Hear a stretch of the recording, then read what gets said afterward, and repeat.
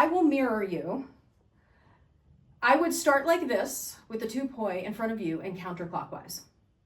And then when you're doing this in counterclockwise, what's going to happen is your left hand is going to pull up at the point of the tangle, and the right hand is going to push down at the point of the tangle. So if you imagine the center point of the string and the center point of the other string tangling in the middle, that's what you're actually doing. And they tangle and then untangle. And when I'm entering, so if I'm doing, I'll do it from this side. When I'm entering into counterclockwise, my left one, this is slightly exaggerated for the purposes of you being able to see it on camera, is tilted this way. And my right one is tilted this way to form an upside down V in front of me so that they can actually hit each other. Because they can't actually be on the same plane. If they're on the same plane, then, I did that wrong. If they're on the same plane, they won't actually hit, right? So you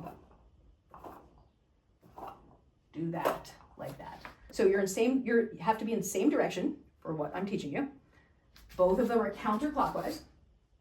The left one's going to pull up, the right one's going to push down, and you aim for the center point of each one. And at the point of impact, make sure you give it a little bit extra oomph. Counterclockwise, split time. The left one will pull up at the point of tangle. The right one will push down. Boom, boom, like that. Boom, boom, like that. Boom, boom, like that.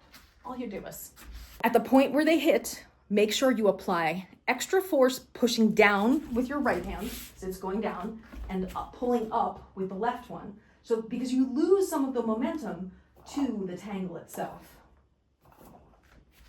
Did you notice you pulled your arms to the side on that last one? You don't want to do that. You want to push down with the right while you pull up with the left. It's not, and you have to start in split time. This is classic Mr. Miyagi stuff. So you're doing this, you're doing this, you're doing this, you're doing this. But I'm sure you could tell immediately how this is a challenging move to integrate into performance, because when you screw it up, you end up tangled because you're intentionally tangling.